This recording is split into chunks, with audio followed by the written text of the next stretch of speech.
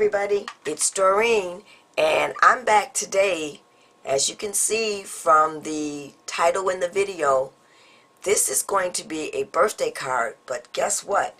We're not using the silhouette today. Although you can use a silhouette if you don't have the dies, because I am using my Spellbinder dies today along with my Cheery Lynn dies. I've decided I kind of want to switch it up and use some of the supplies that I have that I haven't used in past years. I've went out and purchased the stuff and then never used it, or only used it once or twice.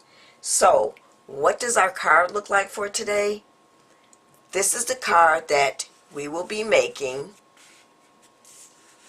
So come on and join me, and I'm going to show you how you can make this quick and easy card.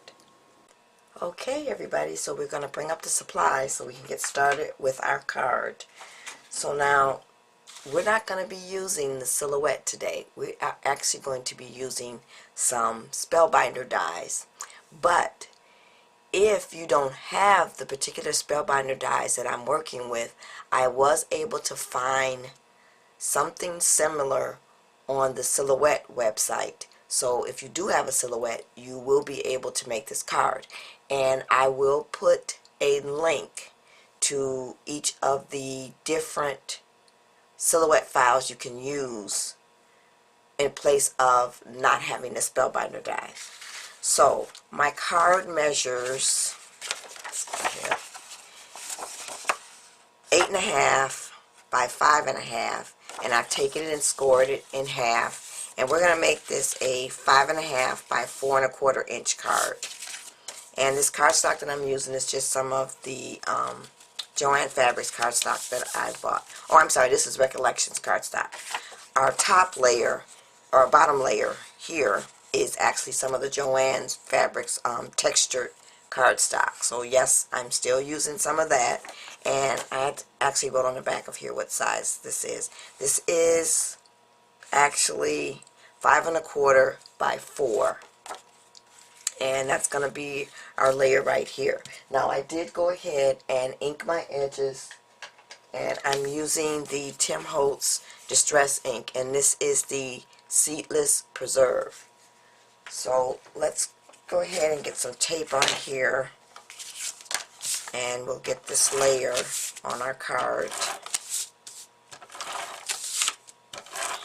So I have decided this year that I am going to try to use some of my other supplies that I've bought throughout the years. I'm sure a lot of you have done what I've done. You see a YouTube video, or you see something in the store and you buy it and then you use it maybe once, or maybe you don't even use it at all. So I've decided this year I am going to try and use some of the things that I've bought in previous years that either I've never used it, and at the time I bought it I thought, oh, I'm going to use this, or I have all these ideas, and then I never use it. So I'm going to try to not do that. I'm definitely not trying to purchase anything new. Notice I said try not to purchase any new crafting supplies until I at least use up some of what I have, because I'm actually running out of room in my craft room. I can barely get around in the room now. So let's move on. So our next piece, this paper is actually from this paper packet. It's a really old one. It's by DCWV, and it's called Flower Shower Spring Max Stack. And our piece measures 5 inches by 3 3/4 inches. So, and I've also gone ahead and inked the edges using the Seedless Preserve. So let's get some tape on here, and actually we're just going to use our Tombow, because this is just some actual paper, it's not cardstock.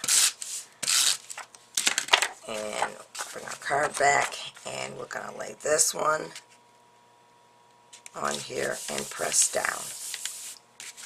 So now let's start talking about what I use my Spellbinder dies for. So this is the first piece that we're going to be laying down, and this is the small scallop Spellbinder die. And as I said, there is a scallop silhouette file that you can purchase rather than buying the die. I actually had the die previously, so I decided I'm going to use my die this time. So that's the largest piece, and then on that we are going to lay the oval piece, and that will be this one. And you can also purchase the silhouette file for an oval cut, or you can actually make an oval cut using your silhouette software. So that's gonna go right here, and I've already done it. I've already inked my edges using the same seedless preserve. So we're just gonna get some tape on here, and we're gonna add this piece on top of our scallop layer, like so. And I'm going to try to line this up a little evenly. I'm not going to guarantee that I'm going to get it even, but I'm going to try and do my best. So, got that piece on there. And then we're going to take our next piece, and actually we're going to put these two pieces together. And this is the next size down in the scallop die. And when you purchase the silhouette file, it does come with several different sizes of the scallop oval.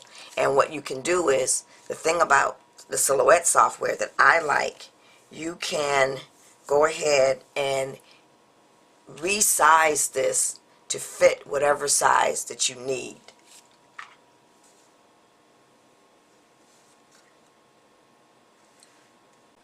So now what I want to do before I put this together on top of here, I want to put my sentiment that I want to have on the front of the card on this piece. And I decided another thing I want to try to do this year is try to do some rubber stamping, or a little bit more rubber stamping than I have in previous years. And I am going to use my Stamp-a-ma-jig. Now, I've shown on previous videos how to do or use the Stamp-a-ma-jig. But for those of you who are new to my channel or have not seen that video, I'm going to show you how I use the Stamp-a-ma-jig. So you're probably wondering, if you don't know, what is a Stamp-a-ma-jig? Well, this is the Stamp-a-ma-jig. It looks like this, and you get this plastic piece here, and I apologize for the glare. And what you want to do, this is going to help you guide this onto your piece that you want to rubber stamp. And as you can see, this is a small piece, and you could eyeball it if you wanted to, but I really love this thing, and I'm so glad I bought it. I did pick it up at, I believe, Joann's, and I think Michael's carries it too. And of course I used a 40% coupon. So what you need to do first is you're going to take and put your image that you want to stamp on your block. And here's my image that I want to stamp. And then you'll take your Stamp-a-ma-jig, and because I'm using a clear stamp, I like to use this foam mat so that I can get good coverage with my stamp. So I'm going to put that there, and I'm going to put my Stamp-a-ma-jig here. And then you'll take your plastic piece and place that down, and you'll butt that up against your Stamp-a-ma-jig, so it's in that corner there. Then you'll ink up your stamp, and I'm going to use the seedless preserve again, and then you'll just line your stamp up in that corner and stamp down. And so now you have your image on the plastic piece. So now what you'll do is you'll take the piece that you want to stamp, and you'll line your plastic piece up right where you want your image to appear. So I want it to look like so. And I'm going to ink up my stamp again. And then I'm going to take my Stamp-a-ma-jig again and line it up in the corner here. And I've already got where I want it to lay on the piece that I'm going to put the stamp on. And then you just pull up your plastic piece, and then you will line your stamp up in the corner like you did previously, and then you will just stamp down. and then you'll pull that up, and now you see you have your stamp lined up exactly where you wanted it. So that's how you use the Stamp-a-ma-jig. And I recommend, if you want to do a lot of stamping, go out and purchase one of these. So let's go ahead and finish adding our pieces. So I'm going to bring everything back, and we're going to line this up like so. And then we'll get some tape on the back of this piece. And we'll line this up on here. And I'm going to try once again to get this as even as I can.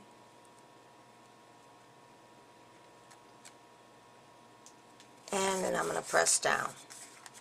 So now this piece will fit on top of this piece. And I think I'm going to pop this up,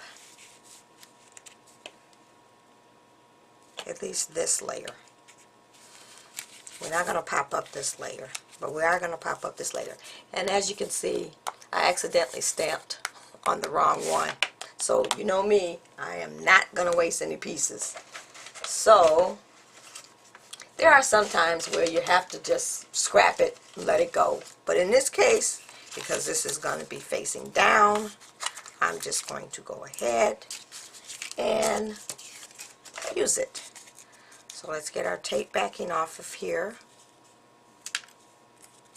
And actually, I think before we do add this on here, we need to put this down, this piece down. So let's go ahead and do that. So we'll get some tape on the back of here. And the reason why I say that is because it's kind of hard to get the tape on there if you've got that piece, that other piece, this piece here popped up on the back. You can't get your tape evenly coveraged. So we'll line this up. And I'm just going to bring this up just a little bit so I can make sure I'm kind of in the center. You know, I don't like to measure anything, so this is going to be just a judgment call. And I'm bringing it up a little high because I need to be able to get my leaf and my flowers on here too. So there we go. So now we have that one on there. And now we can add this one. And once again, I'm going to just bring it up a little bit so I can line it up. And then we'll press down. So then the next thing we're going to do is we're going to start adding our little branches and our flowers. Now, this piece is actually a Spellbinder's die. I'm sorry, it's a Cheery Lynn die, and I don't remember the name of it. But I've used it on previous videos, so I may have given you the name on a previous video, but at this time I don't remember what it is, and I lost the actual card that it came in. So I'm going to play with this a little bit and get this lined up on here how I want it. And then I have made some rolled flowers that I'm going to add also, and these are also dies. This one is one of my favorite things, and this one is also from my favorite things, and this is my creative time. I always get those two mixed up. So now what I did for these is, these were actually cut or die cut with white cardstock, and then I bought these pan pastels, oops, sorry for that glare, last year, and I never used them. So, and they're basically a chalk. So I decided I'm going to use these today in this video with this card, and I colored these in using those chalks. And then I put them together, and I did the same thing with the leaf. This actually was some beige scrap cardstock that I had left over, and I went ahead and used the pan pastels to color that in. And then I also am going to be using it with the butterfly here. So I'm going to go ahead and put all the rest of my embellishments on the top of the card, and I'll come back with the finished card and my envelope. Okay, everybody, so I am back with the finished card, and here it is. So what I've done is I've added my rolled flowers that I created using my dies, and as I said, these are either my creative time dies or my favorite things. I don't remember which one because I have both, and I couldn't find the actual original wrapper that they came in. And then I've got my Cheery Lynn butterfly die over here in the corner. And then I've also gone ahead and added a little sticker flower that was already blinged up. And then of course I had to add my bling over here on this side. I decided to switch up this year on a few things, and I usually add all my embellishments on the left side, and then I usually add the bling on the right side. So I decided to do it a little different on this particular card. So the other thing that I've done is I've gone ahead and put in my inside sentiment, and once again I've used my stamps, and this stamp is from Make-A-Wish Quotations. That's by Fisker, and this is a Stampin' Up stamp set. It's called Pocket Silhouettes, and it has different flowers and things in here. And I use this stamp set, sorry for that glare, before last year. I really like the little flowers. It just gives a little added touch, and you can like put this in the corners or where you have some empty space. And then I've also gone ahead and cut out these little lace corners, and this is a Cheery Lynn die, and it's called the Lace Corner Deco E, and the letter number is B165. I'll put a link to the name and the letter number down in the description bar. I'm not going to put where I purchased this because I got this at a rubber stamp show. You can go to the Cheery Lynn website if you want and purchase it, or you can try just Googling the particular item and see who has it.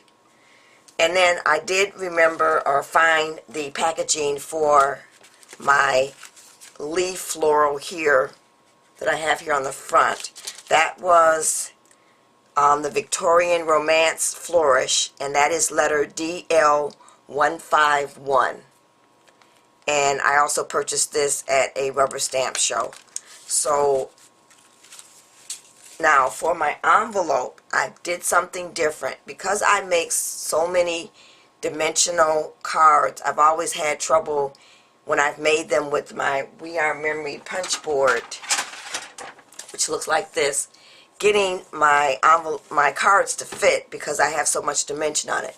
I found this website where she is using the We Are Memory punch board, and she is giving you dimensions for measuring the depth of your card so that you can make an envelope box. I am so happy I found this website. You just put in the dimensions of your card and how much you want the depth to be, and it tells you what size to cut your paper, where to make your first score mark, and where to make your second score mark, because you're going to make 2 score marks so that you can get that depth right in here. So basically I cut my paper at 8.5 inches square, and then I did my first score mark on, I believe it was 3 3/8, and then I did the second score mark on 4 1/8, and I was able to get this envelope box. Now I made this out of regular paper, and it's from a paper pack by Recollections. It's called Fashionably Chic, but you can go ahead and do it in cardstock, but I just decided to use paper. And one thing I have to remember to do, if you're going to stamp your envelope, stamp it before you put your envelope together. What I ended up doing was I had this scrap of Scallop left over because I was going to use this on the card, and I changed my mind, and I just stamped out using my Stamp-a-ma-jig again the happy birthday to you. So that's it, everybody. I will put the link on how to do the envelope boxes for your dimensional cards. I will put the link below.